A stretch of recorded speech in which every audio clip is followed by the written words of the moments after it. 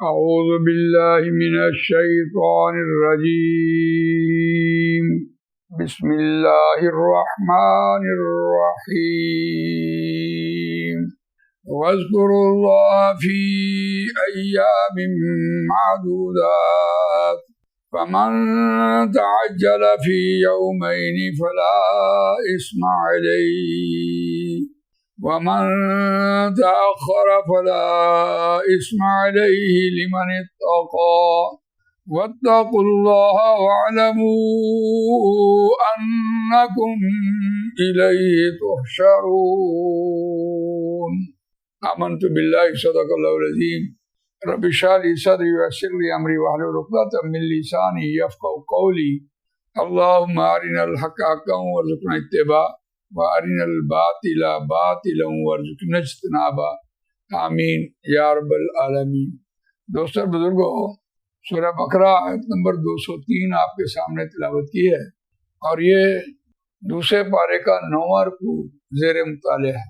اس رکوع کا مضمون بھی حج کے طریقے یا مناسک حج کو آپ نے کیسے ادا کرنا ہے، حج کو آپ نے کیسے ادا کرنا ہے، اور جو طریقے قرآن مجید نے بتائے اور نبی اکرم صلی اللہ علیہ وسلم نے ان کو اختیار بھی کیا اور کر کے بھی دکھایا، تو اس طریقے کو ملحوظ خاطر رکھ کر آپ حج کریں گے تو آپ کا حج جو ہے وہ درست ہوگا۔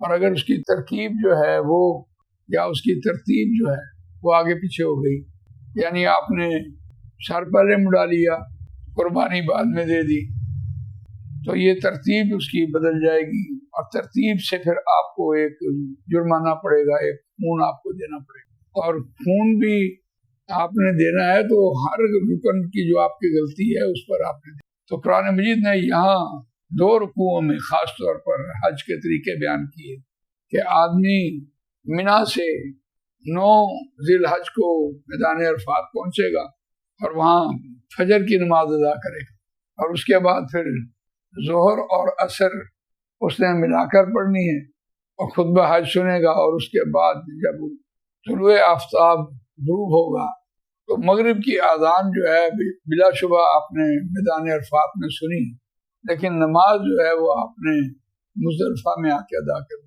مغرب اور عشاء آپ یہاں ادا کریں گے، اور پھر ساری رات اللہ کا ذکر کریں گے، اور اس پر پھر فجر کی نماز یہیں پڑھ کے آپ کو نکلنا ہوگا۔ اور مزدلفہ میں آپ نے 63 کنکریاں اٹھانی، جو آپ ہر حاجی نے ایک شیطان کو 3 دن مارنی ہے، اور 3 شیطان ہیں اور 21 ایک روز، دوسرے روز اور تیسرے 63 کنکریاں بنتی۔ احتیاط یہ ہو کہ کچھ زیادہ لے لی جائیں، کہیں گر نہ جائیں، لیکن وہ تعداد کے اعتبار سے آپ نے اتنی ہی مارنی ہے جتنی مارنی ہے۔ لوگ تو آج جا کر ہم دیکھتے ہیں جوتیاں مار رہے ہوتے ہیں، تو اس اعتبار سے جو کنکری بتائی گئی ہے، جتنی بتائی گئی ہے اتنی لینی ہے۔ تو آپ نے سیدھا کنکریاں مارنی ہیں، اس کے بعد قربانی کرنی ہے، اس کے بعد سر مڑانا ہے، اور اس کے بعد آپ نے طواف زیارت کے لیے جانا ہے۔ طواف زیارت سے عصر سے پہلے منا میں آ جانا۔ یہ آپ کے کام ہوں گے 10 ذی الحج کے، اور یہ حج مکمل ہوگا۔ اور یہ بھی کوئی آج کتنا ہی آسان دور ہے، لیکن اتنا آسان نہیں ہے، تقریباً 20 کلومیٹر یہ بن جاتا ہے، سفر ہی بن جاتا ہے۔ میدان عرفات سے نکلے، مزدلفہ سے نکلے، اور آپ دیکھیں طواف زیارت دیکھیں، اور پھر واپس منا میں آنا، تو کافی مشقت والا کام ہے۔ تو اس اعتبار سے آیات پڑھتے ہیں، جو آیات ہم نے تلاوت کی ہیں۔ وَاذْكُرُوا اللَّهَ فِي أَيَّامٍ مَّعْدُودَاتٍ، اور یاد کرو اللہ کو گنتی کے چند دن۔ اب یہ ایام معدودات قرآن مجید میں یہ دوسرے مقام پہ آیا، یا ایھا الذین آمنوا کتب علیکم الصیام کما کتب علی الذین من قبلکم لعلکم تتقون ایام معدودات، وہاں بھی یہی ہے، یعنی 3 سے زیادہ کی بات ہو رہی، 2 سے زیادہ کی بات ہو رہی ہے، 3 کی بات ہو رہی ہے، اس لیے معدودات قرآن لے کے لیا۔ وہاں روزے بھی 2 کی بات نہیں ہے بلکہ 3 سے زیادہ کی بات، اس لیے یہ لے کے آیا۔ وَاذْكُرُوا اللَّهَ فِي أَيَّامٍ مَّعْدُودَاتٍ فَمَن تَعَجَّلَ فِي يَوْمَيْنِ فَلَا إِثْمَ عَلَيْهِ، جس کسی نے جلدی کی، تعجل فی یومین 2 دنوں میں، فلا اسم علیہ، بس اس پر بھی کسی قسم کا کوئی گناہ نہیں۔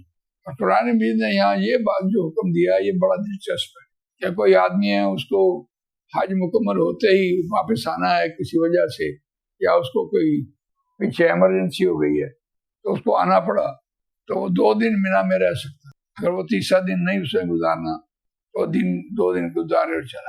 تو یہاں یہ بات ہو رہی تھی کہ جس کے پاس قربانی کے پیسے ختم ہو جائیں اور قربانی نہ دے سکے وہ اور وہ باہر کے ملکوں کا مقامی نہ ہو تو وہ 10 روزے رکھے گا.